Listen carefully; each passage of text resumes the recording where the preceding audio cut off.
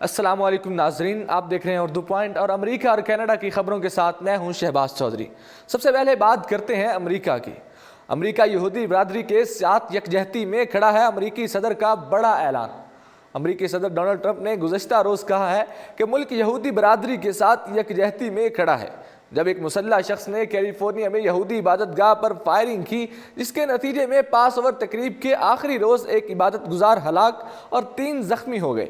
انہوں نے وسکونسن میں ریلی سے خطاب کرتے ہوئے کہا کہ آج کی رات امریکہ کی ہمدردیاں کیلیفورنیا میں یہودی عبادت گاہ پر ہونے والے خوفناک حملے کے متاثرین کے ساتھ ہیں۔ یہ واقعہ ابھی پیش آیا ہے۔ انہوں نے کہا کہ ہماری پوری قوم ایک زندگی ضائع ہونے پر سوگوار ہے، زخمیوں کے لیے دعا کرتی ہے اور یہودی برادری کے ساتھ یکجہتی میں کھڑی ہے۔ ہم یہ خودی مخالف شیطانیت اور نفرت کی شدید مذمت کرتے ہیں، جس کو ہر صورت شکست دی جائے گی۔ ایک کھلے خطے میں جس کا AFP نے جائزہ لیا ہے، ارنسٹ نے سفید فام نسل کے دفاع کی خواہش کے بارے میں بات کی۔ اس نے ٹری آف لائف حملے میں ملوث رابرٹ بوز اور 15 مارچ کو نیوزی لینڈ کے شہر کرائسٹ چرچ میں مساجد پر حملوں، جن میں 50 افراد ہلاک ہوئے تھے، کہ مجرم برنٹن ٹیرن کو بھی خراج عقیدت پیش کیا۔ اب دوسری خبر ہے امریکہ میں فائرنگ کی۔ امریکہ سے فائرنگ سے 1 شخص ہلاک، 6 زخمی، 2 کی حالت نازک ہے۔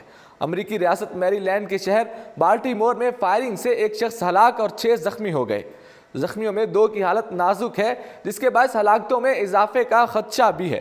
امریکی میڈیا کے مطابق فائرنگ کا تازہ واقعہ بالٹیمور میں پیش آیا، جس میں 1 شخص ہلاک ہو گیا اور 6 افراد، جن میں 2 کی حالت نازک ہے، جس کے باعث ہلاکتوں میں اضافے کا خدشہ بھی ہے۔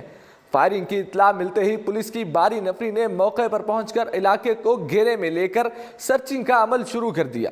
واضح رہے کہ فائرنگ کا یہ واقعہ بالٹیمور میں چرچ کے قریب پیش آیا۔ اب بات کرتے ہیں کینیڈا کی۔